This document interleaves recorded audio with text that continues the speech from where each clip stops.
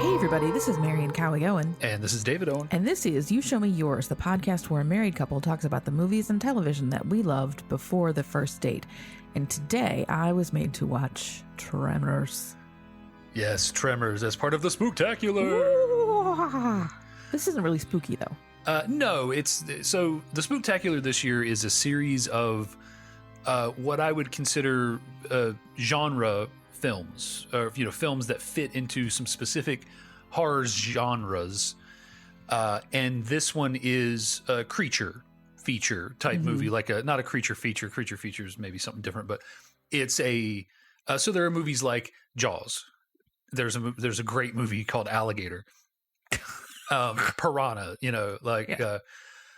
there are movies where nature is after you, and in this one, it's not only that nature is after you, but it's an as yet undiscovered nature creature. So this movie falls into the same stuff like Congo that we watch for the podcast. Yeah. It's these movies where the primary threat is from some sort of supernatural supernatural, but not in like a magic way, but like more than natural predator.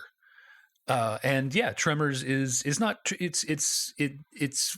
I think anyone would classify it in that sort of horror adventure action genre, but it's light on the scares. There are a couple of good jump scares. Yes, I know you love it when I jump. Oh yeah, and I did at least once that I remember. Probably more than that. So Tremors, if you're unfamiliar, is a 1990 Ron Underwood directed picture with Kevin Bacon and Fred Ward and a lot of people you'll potentially know. Yeah, there are so many actors that I recognize that, like, does anyone still play 6 Degrees of Kevin Bacon? Right. If you do, this gets everybody a lot closer. Like, the entire cast of Little House on the Prairie now 1 degree closer to Kevin Bacon. Family Ties. It's great. Yeah, Family Ties. Anybody who was ever on the Reba McEntire show. Mm-hmm. So. The Tremors. Yeah, there's a miserable little town called Perfection, and in it, 14 people live, as the sign tells us, including a presumably abandoned child named Melvin. You see why they abandoned him. Well, right? Yes, he's pretty awful. Melvin is a jerk. Yeah. And the town is harassed by the Graboids. And I didn't know they had a name. So the what's his name? The store owner, Walter, I think. Walter, is it Walter? Yeah, Walter. He's a make a buck kind of guy, and he's like trying to come up with a name for him. He's like Graboids, Graboids, and that name does stick throughout the rest of the series, which we'll talk about. The Graboids, which are sort of large sandworm-esque, like dune sandworm-esque creatures that live in the sandy soil of Perfection. Did you catch, by the way, they talked about prairie dog burrows? Yeah. So I think they were just taking over the prairie dogs' routes and just enlarging them by a lot. Yeah, probably. And it's all about this little town of just a handful of people trying to survive this incursion from the Graboids. Mm-hmm. And wackiness ensues. Yeah. What is the goal of the Graboids being there? Is it are they eating everybody? Are they feeding? Yeah, feeding. Okay. I don't recall if it's like a feeding cycle kind of thing, like, they wake up every 100 years and feed, because they will be constantly awake for like 7 more movies. Well, I didn't get much to eat this time. Yeah. So there's, if you can, there's a whole lot of lore to this, to the Graboids. But yeah, I don't know if it's sort of a wake up and feed kind of thing, but yeah, they are previously unknown. They're not present in the fossil record. At some point they make a comment of like, they predate the fossil record. Like, well, that's not if they existed at the time, if they existed before the fossil record, they existed during the time the fossil record was made. They later explain that by saying that they don't have anything on their body that would fossilize, even though they very clearly have these sort of beak pieces, which that do the cutting through I feel like would soil. Would. Now the rest of their bodies, probably wouldn't really fossilize, maybe. But yeah, you can say, oh, they're too far underground for us to have found them. Whatever, there's any number of reasons. But yeah, Tremors. It was a. We will get into that whole extended universe as we go here. But Ron Underwood directed this movie. Ron Underwood is another one of those guys. We keep bumping into these like journeyman director guys. Mm-hmm. So in 1990, Underwood directs this Tremors, and then he goes on a little bit of a run. Let me pull up his list here. It's very, again, he's a working director, so it's very long, his list. So he goes on a little bit of a run. After Tremors, he directs City Slickers with Billy Crystal. Okay. Then he directs the Robert Downey Jr. movie Heart and Souls. I love that movie. Yes. That's so cute. Yeah, a great movie. Then he directs Speechless, which I haven't heard of. And then Mighty Joe Young, which was it's about a gorilla, but I don't remember. It's about a gorilla. Charlize Theron is in it, and it's like adjacent to King Kong, but also existed. Like it's based on a property that existed, either contemporaneously or before King Kong. Wait, it's about. Oh, I thought the gorilla in that was friendly. Yeah, but he's friendly to the Charlize Theron. So Mighty Joe Young is the name of the monkey, and he's like big, but he's not the gorilla. He's big, but he's not King Kong big. He's like twice the size of a normal gorilla, 3 times the size of a normal gorilla. And like of course he bonds with her, and then like you do, corporate America wants to figure out why he's so big and exploit it or whatever. Wow. Poor Charlize. This is what you do early in your career. Anyway. And then he hits his stumbling block. He directs The Adventures of Pluto Nash. Which I know nothing about except it was a flop. A famous failure from Eddie Murphy at a time when Murphy was pretty hot. Mm-hmm. Coming off the Nutty Professor and the Clumps and all that stuff. And from there, it just goes downhill. From there, he becomes a journeyman, reliable hand television show director. And it just reads like a TV guide. Monk, Boston Legal, Ugly Betty. Wow, yeah. He does Santa Baby 2. He directs an episode of Heroes. He does.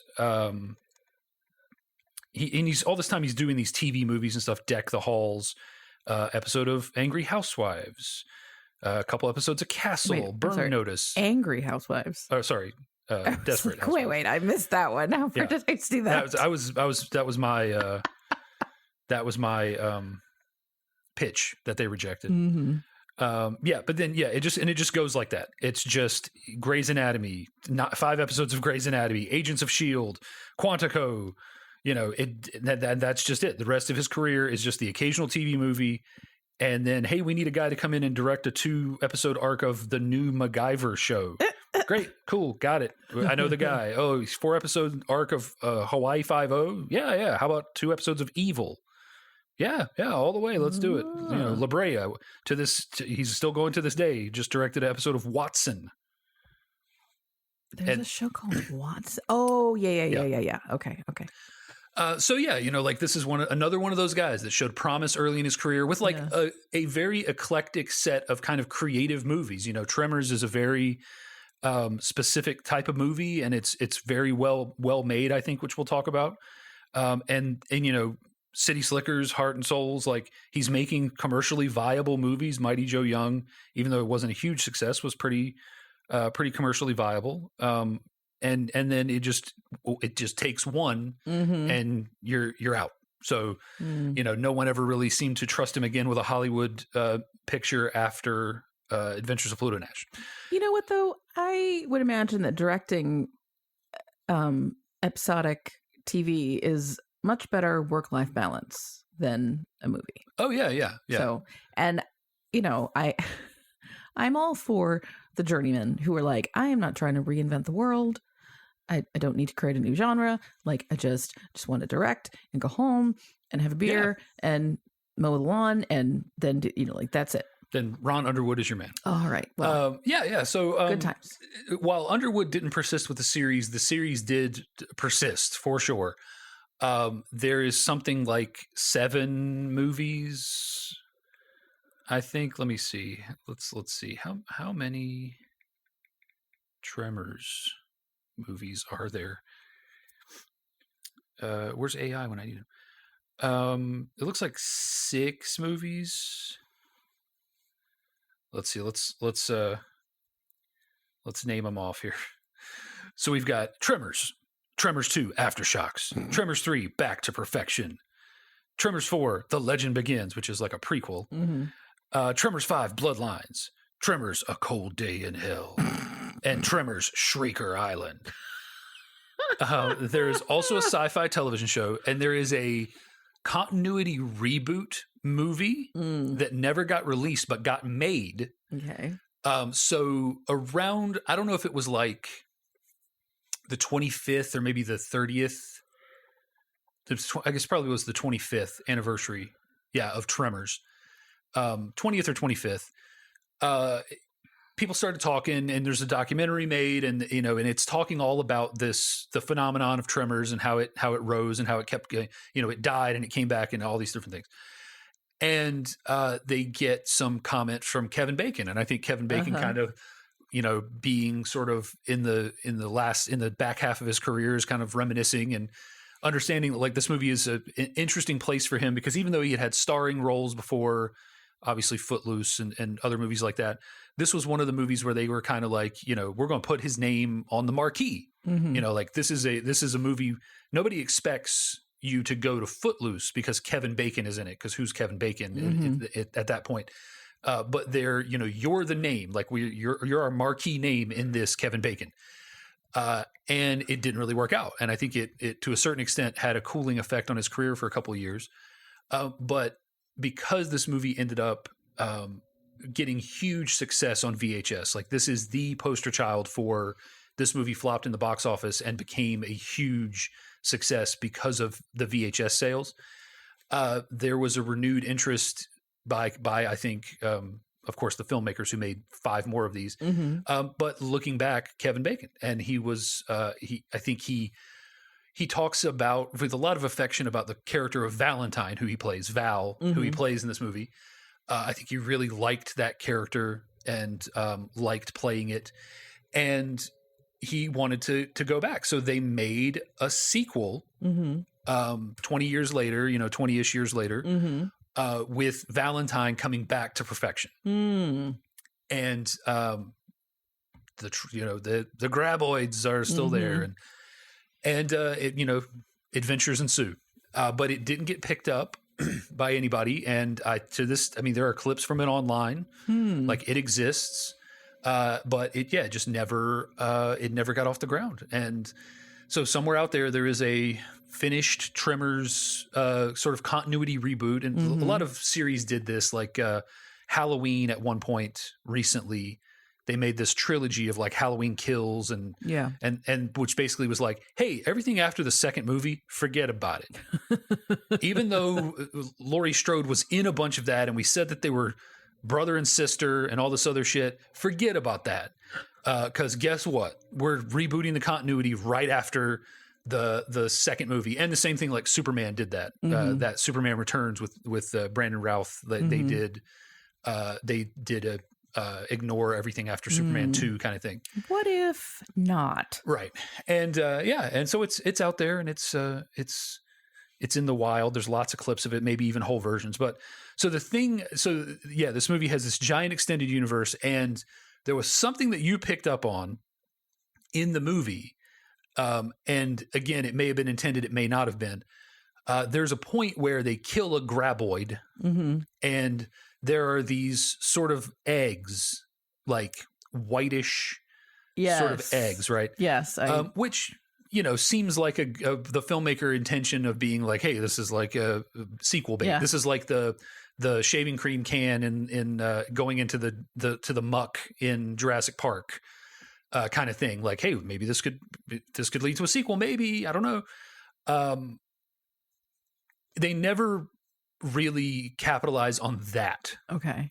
So what they end up doing is they create this life cycle for this creature, wherein the graboid is the beginning of the life cycle, essentially. Okay. Well, it's a circular life cycle, actually, I should say. So the graboid has 3, again, big sandworm. It has 3 tentacles in its mouth that shoot out and grab stuff, which is initially, I think, why they call them graboids. And they have eyes, so they look like they're sentient. It's like a holy trinity thing. Yeah, I don't know if they're supposed to have eyes or if those are supposed to be like nostrils or what, but yes, they look like they are the main event. Yeah. And then they later find out there's a whole graboid. So those 3 tentacles, when the graboid naturally dies, sort of retreat back into the graboid and into the vagina mouth, you can say it. Yes. Into the graboid, and let's see, the graboid life cycle. And is there like a Wikipedia entry about this? Oh yeah, for sure. Oh Lord. So they retreat back into the graboid body, and the body basically acts as an egg, and as an egg sac, and then out of that pops a shrieker. Oh. A shrieker has kind of a graboid-esque head, like the maw that the graboids have. Sure. But they walk around on 2 legs, like a kangaroo or like a velociraptor. Okay. And they're short. They're like knee height, maybe a little bigger. And so that's the revelation of Tremors 2, I believe. Okay. That, when one dies naturally, its stomach bursts open and 3 shriekers come out. Oh, okay. Right? Okay. So the shriekers turn into ass blasters. The grin on your face tells me that you didn't come up with that term. I didn't, no. Ass blasters they're kind of they're like a little bit ostrich-like. They kind of look like a predatory bird, like an ancient predatory bird. And they are called ass blasters because through some combination of methane production and whatever else, they have explosive farts that they use to propel themselves. Oh my God. Was this written by a 12-year-old boy? Oh, certainly. And the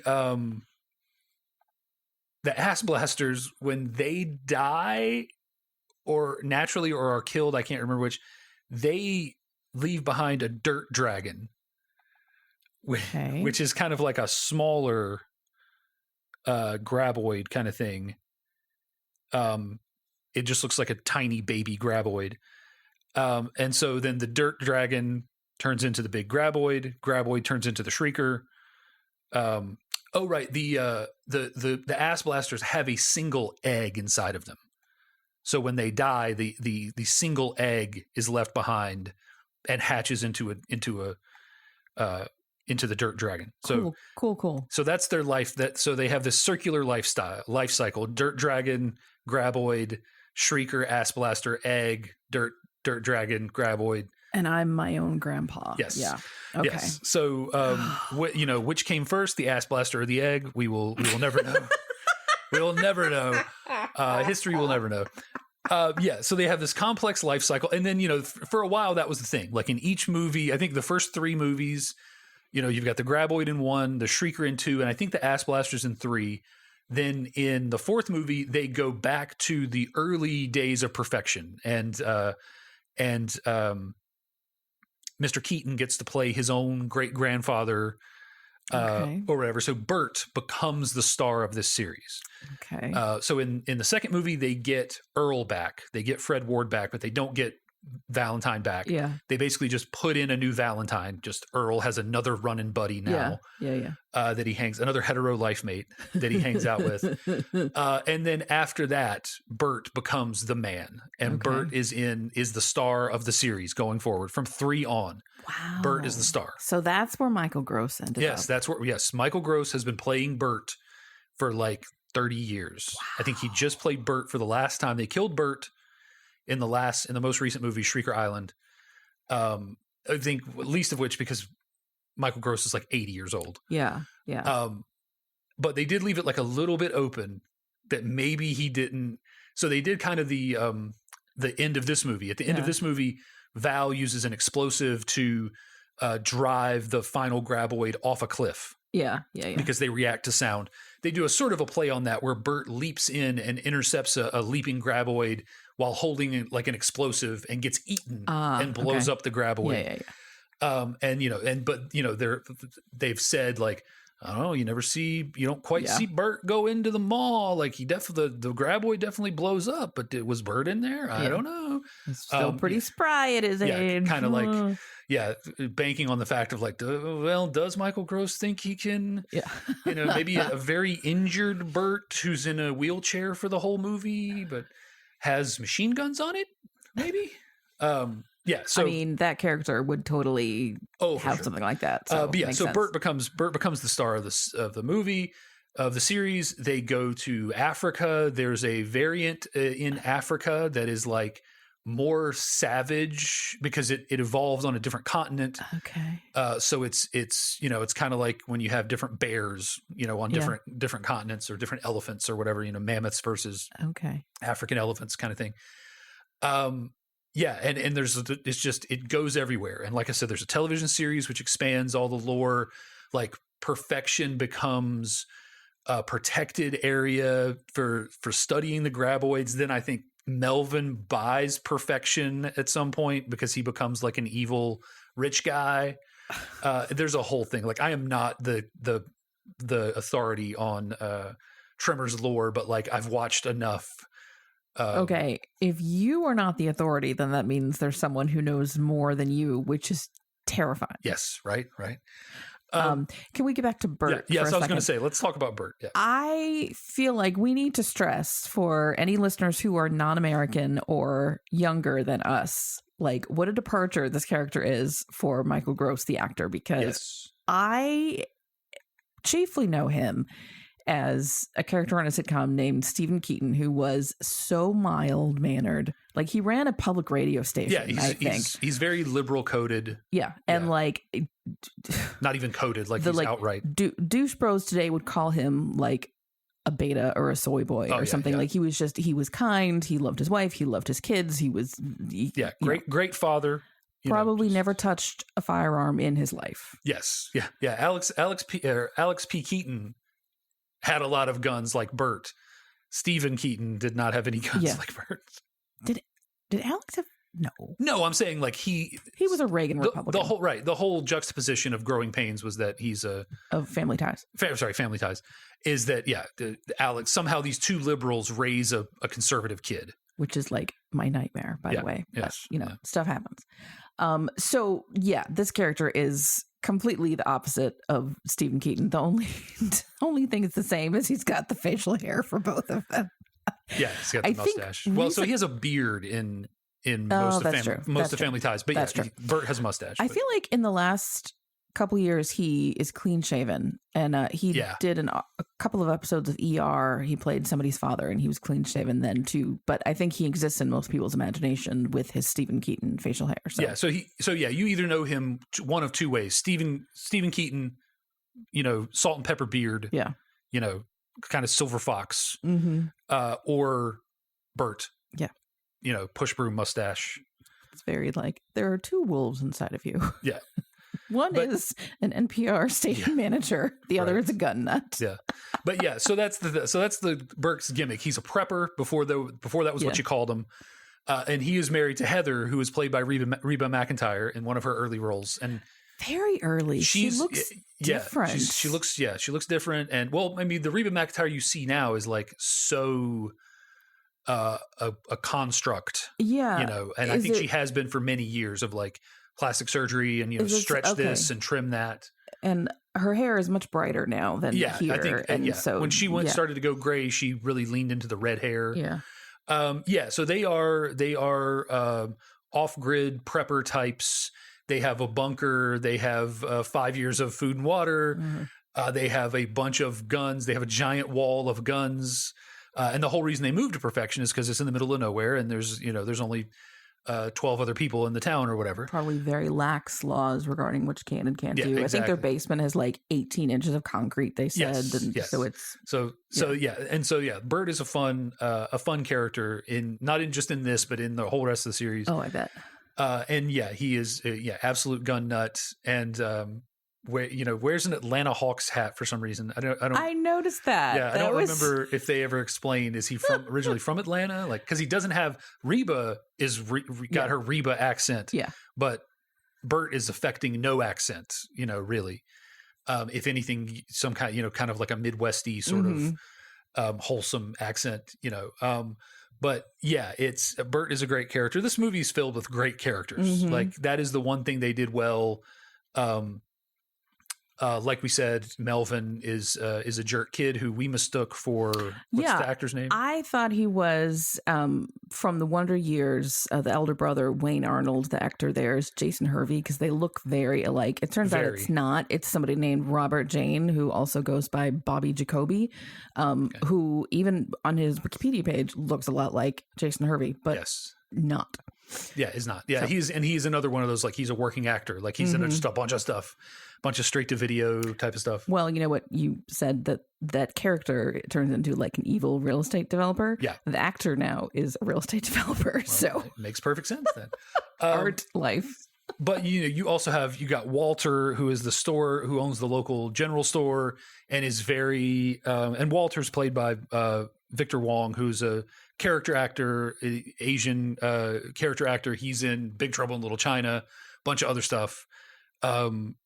Like, you would almost think he's kind of an offensive stereotype, but then like you watch him because he's got like this one eye that's kind of closed and his other eye's real big, and he's affecting the Asian accent. But like, that's just him. Like, he just really has like a damaged eye and just has that accent. Yeah, I kind of like that he's allowed to be just an Asian guy in the middle of nowhere, and there was nothing like, he doesn't do anyone's laundry, he doesn't. Yeah, I mean, he's the most successful person in town, probably, because he owns the general store. He's just allowed to be an Asian person who is not there to offer a stereotype or anything like that. So I appreciated that. And this is this is a surprisingly diverse cast for what we have. We have a lot of women. Also, we've got Miguel, who is just another citizen of the town. Well, I suppose if you have a Hispanic guy and an Asian guy, I guess that's as much as it gets. Yeah, I just mean that there's a surprising amount of diversity for this kind of ensemble at this point in time. 1990. So yeah, you've got some country folk, you've got some, and you also have a what is her name, Nancy, who is the mother of Mindy, the little kid who is hopping around on Chekhov's pogo stick. Yes. And do you know where I know Nancy from? No, where? She was the school teacher on Little House on the Prairie. Oh, okay. And I assumed that she would have been ancient by 1990, but I don't think she was that old when she did Little House on the Prairie, which I guess went to like 1984 or so. So yeah, her name is Charlotte Stewart. She's still alive. Wow. Probably has been involved in some of these sequels, because I don't think she has a whole lot else going on. Maybe, yeah. So yeah, I don't know. I don't think I knew she was on Little House on the Prairie. I'm not giving these people flowers for like, oh, you made such a diverse movie, but like, it's just one of those things where like, this could have easily just been a bunch of white guys. Yes, that's true. When I say surprising, I mean like they had any diversity at all, and that was a pleasant surprise. Well, and I will say too, the women were fairly capable. Yeah. Oh yeah. No, I mean, like Rhonda is incredibly capable, smart. Everybody looks to her for answers. Like, you know, I mean, ultimately, yes, it is like Val and Earl who are leading the charge on a lot of this, but sort of like in that dumb male way. Like, Yeah. you know, Val's plan at the end of the movie is I'm just going to throw a dynamite at it and jump out of the way at the last second. Like it's a very testosterone laden plan. Yeah. Or it's very like street smart versus she's got the book smart. Yeah. But to figure out, for example, she's a seismologist and she figures out that there are several of these things because she's got meters all over the area and she can tell there's weird vibrations here and then 2 miles away and this and you know that. And then she, for example, figures out that the creatures hear everything. So everyone has to be very quiet and then they get on the roof so that they can move and talk with and have even fewer vibrations to the creatures. So like there's book smart and street smart that work together. But the thing I like about Rhonda is she's also shown to be street smart because when they're trapped on the rocks, she's the one that figures out they can like pole vault between the rocks. Yes. To get to safety. Fantastic. Like, yeah, I have pole vaulting has always seemed so fun to me. I've never been even close to being able to try it. I'm sure I wouldn't be good at all, but it looks super fun. So that scene was really, really fun to watch. Yeah, like I've done that sort of thing. Like I've found a big sturdy stick and like done that over a creek. But yeah, actual pole vaulting, no way. Yeah. So yeah, she's shown to be extremely capable. Nancy is capable. She's never really depicted as like hysterical. No, I mean, there's a point where when they all get on the roofs of their various buildings, and she and her daughter are sort of, you could describe it as cowering, but like you're on a roof to hide from a monster that's going to eat you. Like I think and you're comforting your 10-year-old daughter. Like she's not taking charge or anything, but like she's also not. No one's having to slap her and like one's get a hold of yourself. Yeah, no one is hysterical and gets so upset that she runs right into danger and people have to someone else gets killed saving her or like the that. Other male character who I can't even find him on the list here. I think it's Nestor maybe, who falls off of his mobile home and then sits in a big tractor tire as his escape and gets sucked into the tractor tire. And of course Heather is extremely capable. Yes. Bert's wife and fellow prepper. Please tell me that in all those other movies there's some of their backstory. Like how did they get together and how did they end up in this place and why are they preppers and like there's almost certainly got to be, but by 96 when the sequel got made, so because this movie didn't do well in the theaters and it had that long tail on it, it took until 96 to get the first sequel made. And by then Reba was a thing, her own thing. And there's no chance you're getting her back. So I'm sure there's like a thing in Tremors 2 or 3 where Bert is like lamenting Heather's death or something. I don't know if they maybe even recast her. Excuse me. But yeah. So like, I'm not going to say a progressive movie, but like, a nice representation. Like you resist the urge, though again, Walter seems kind of like a play on Asian stereotypes. When you know that actor, you know that that's just kind of how he is. Surprising restraint for a movie made in 1990. So perfection is, I think one of the so this movie in general, and they do it in a lot of ways through perfection and through the valley that perfection is in. They build this like rich, deep world of perfection. You have Val and Earl, who are just these two sort of, again, hetero life mates who are just going around doing odd jobs for people, fixing barbed wire fences, moving trash around and dirt and moving, it's any odd job, fixing refrigerators, the pottery kiln, building a pottery kiln, or they turn that down. But that's the sort of thing. So this is these two handyman kind of guys that are just, kind of barely getting by in this town, and they have these bigger aspirations, and you can see they're like sleeping in their truck out on the, in the far reaches of the Perfection Valley because they're working out there, and it just makes more sense to sleep out there and work all day on on their fence project. And the truck is great. It has so much, character, little stuff hanging all over it, even before they fill it up with all their belongings. It's got rakes and like Jimmy cans and all this stuff just like hanging off of it. It just looks really lived in. The whole town, the whole area. You've got these different guys. Like you have one of the guys that dies early on is like just a sheep farmer. He's just got like a little handful of sheep, little shack that he lives in, little like tin roof shack. You've got the doctor who's moving in, who is building a house, but temporarily living in his wife and temporarily living in a mobile home in an RV while doing it.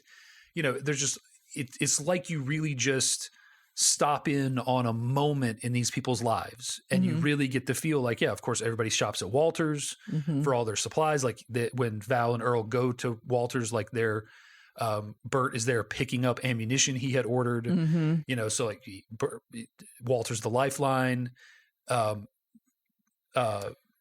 Nancy is some kind of a potter or artist who is just sort of, there and with her daughter. And do you suppose the daughter goes to school?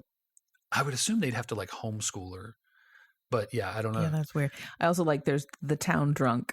Yeah. And they pass him and he's sitting like on the top of an electrical tower or something. And they assume that he's up there sleeping off a bender. Yeah. But no, it's terrible.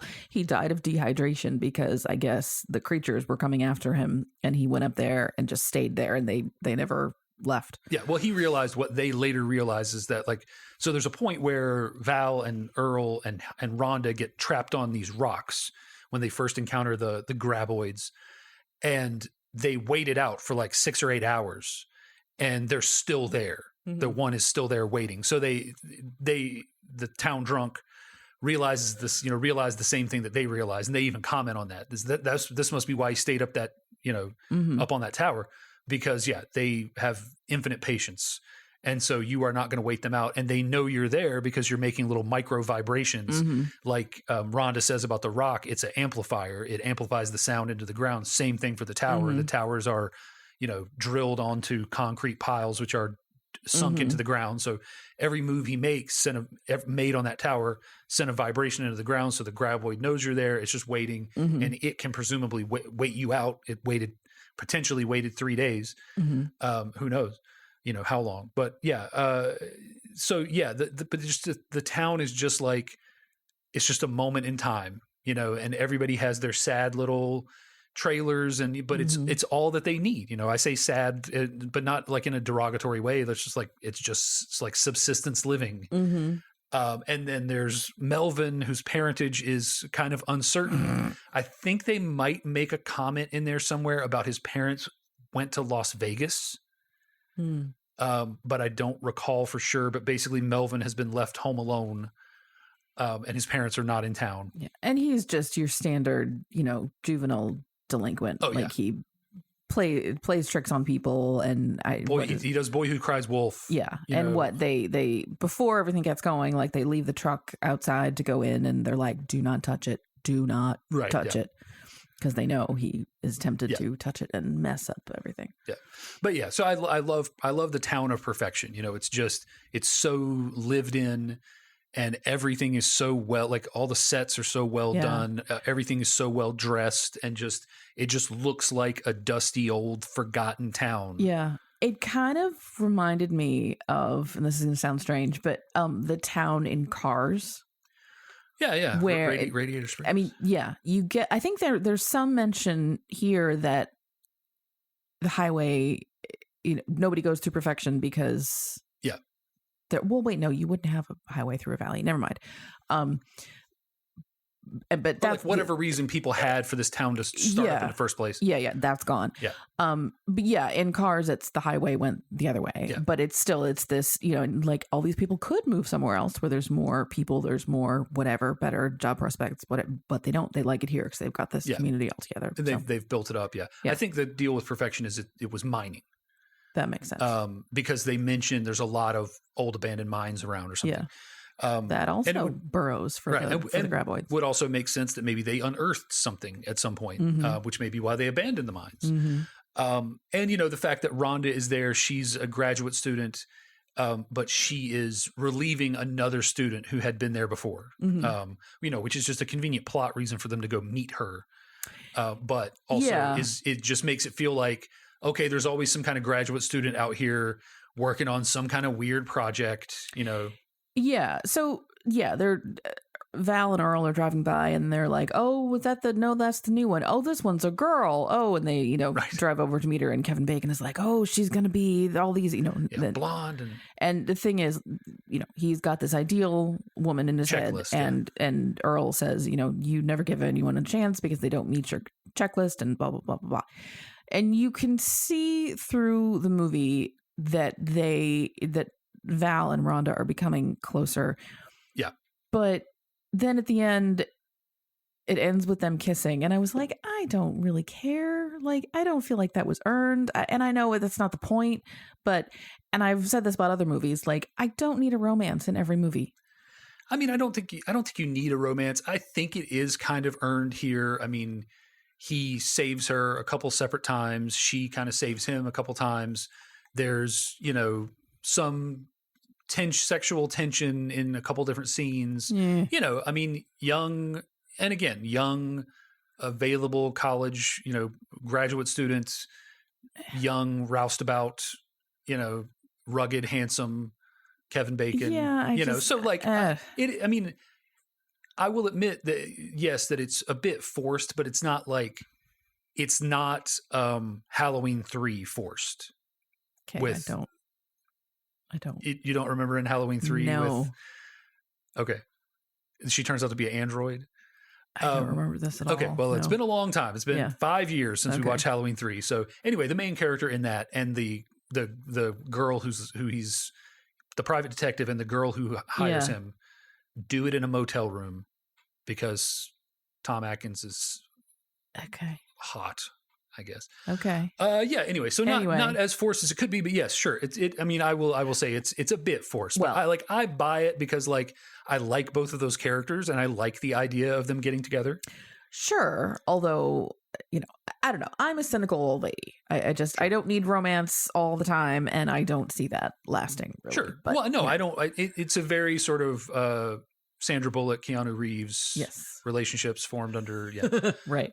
Yeah, but it is and the thing I like about it, if I'm just putting my movie guy hat on, is that it shows a growth in both of them. I think Rhonda would not normally go for a guy like Val, and Val obviously has a checklist, and Rhonda hits none of it.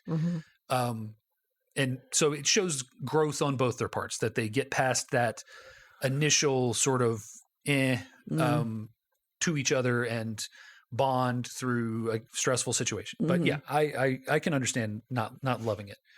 I mean, there's not a lot more to talk about. I think the relationship between Val and Earl is great. I don't know how much work Fred Ward and Kevin Bacon did to develop that, but it's very organic. It's very it feels real. Old haggard guy who's sort of at the end of his dusty trail, and young guy who's beginning.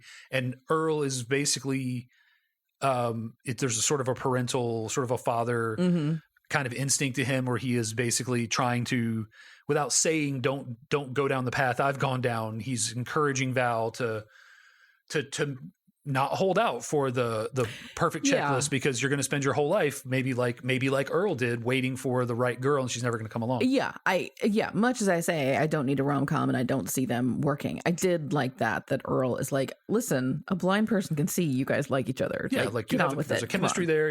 But just the relationship between Val and Earl is great, which is the worst part about Bacon not being back for the sequel. I think they're apparently in that documentary or whatever it was about Tremors, Bacon was, I think, at least in talks to reprise the role of Val for the sequel, but money or whatever, something didn't work out. But yeah. I mean, I just think you get the feeling from the filmmaking, again, obviously someone who has gone on to direct dozens of episodes of television, it must be a competent filmmaker, director. You get that bleakness what life must be like in perfection, but that these people are making the best of it, and they're all very sort of jovial to each other, and there's a town camaraderie, but the way that the sets are dressed and everything just drives home that like almost like Dust Bowl kind of feel to the town. And yeah, just top to bottom, the style, the world building, which is what I put up on the board, just really the characters all feel real, that. And I don't know I should have looked at the production designer, but like, yeah, whoever set up these little sort of tableaus of the homes of each of them, like really, like Nancy's house, the artist it's just got pottery and stuff all around the outside. And then, Melvin's house is very clean, but kind of like sort of gaudy. It's like you would expect a pink flamingo to be in the yard of their trailer, but their trailer is like a little more pristine and a little newer. And then, the doctor who's building a house, one of the few, handful of things. Nancy has an actual house, but probably going to be one of the few houses in the whole place. And then, yeah, the little tin roof shack that the farmer lives in. It's just, I want to like live in that world, for a minute, not permanently. Only a minute. Yeah. But yeah, it's just it's a surprisingly for what was just kind of a throwaway sort of creature movie. Look at our big crazy creature. They put so much into making that a believable town full of believable people. And really, again, like I said, making it seem like you've just stepped into this existing world for a minute. And all of these people have pre-existing relationships and pre-existing conflicts, and and it's just great. And I can't say enough about it. But yeah, the graboids I think are probably the last thing worth talking about that we haven't already talked about, the life cycle and everything. There's something that happens in movies where when you get a creature that feels unique, it kind of sticks with you, that's this, even though these feel like sandworms from Dune, they don't. Sandworms from Dune have these just, their whole thing is they open their mouth wide and just everything just goes into the, goes into the mouth, and there's something mystic about the sandworms and all this stuff. But the graboids, it looks very utilitarian. They have these little nodules on their body that help them go through the ground. They have these sort of hardened beak-like structures at the front, which would make perfect sense. Like even I think like earthworms have like a little tooth, at the front that they use to like break through the ground.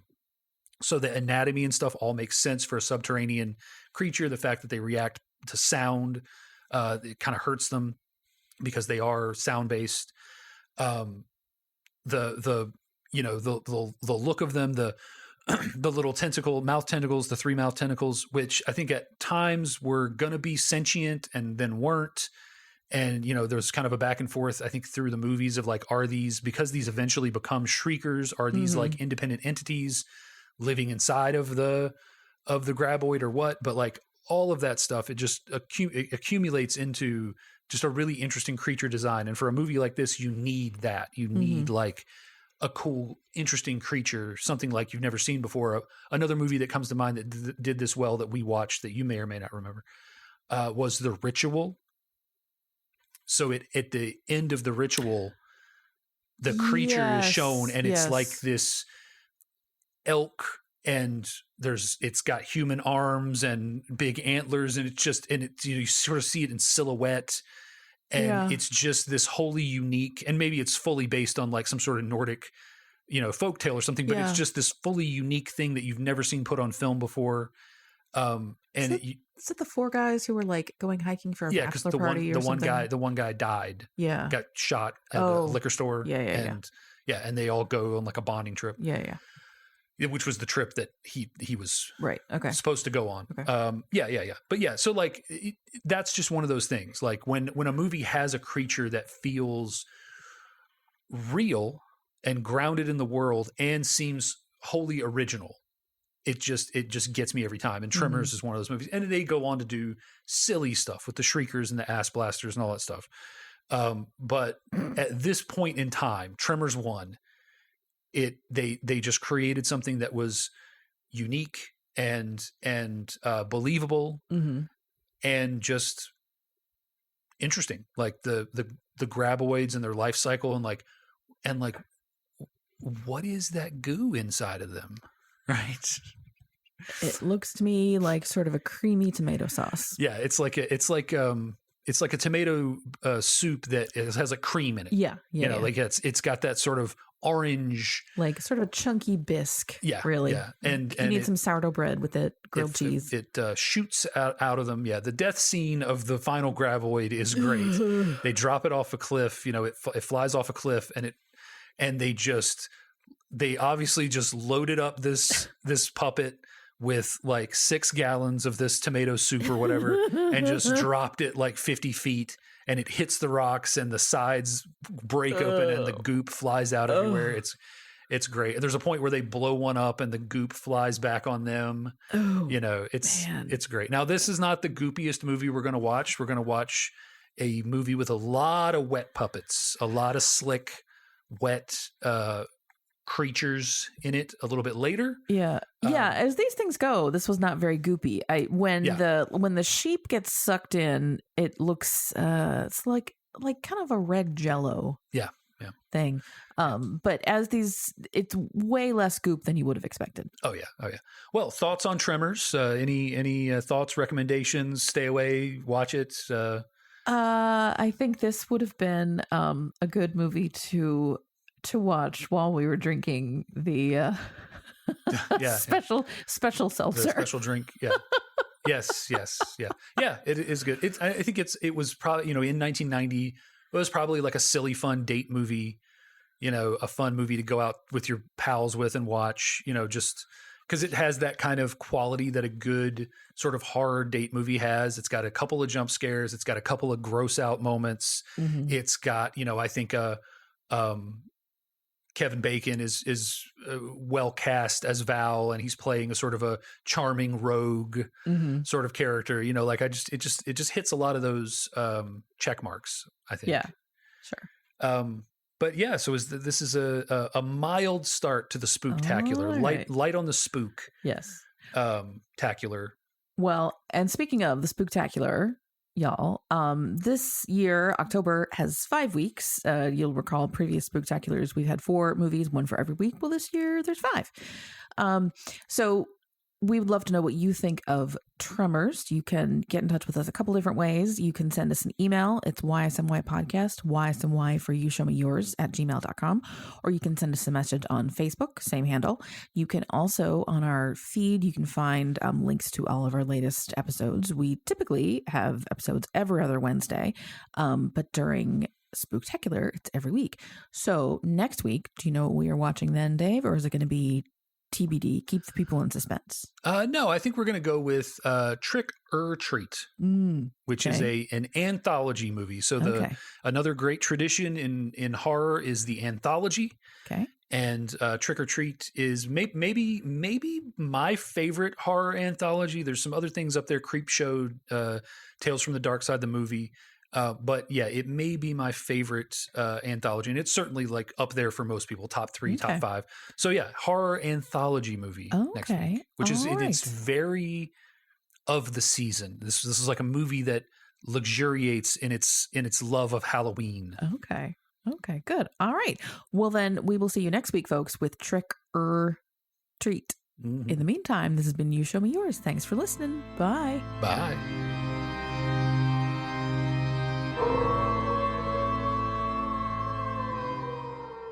Trick or treat. Trick or, yeah. Trick or treat. Not trick or treat. Trick or treat. Trick or. Apostrophe R. Yes. Okay.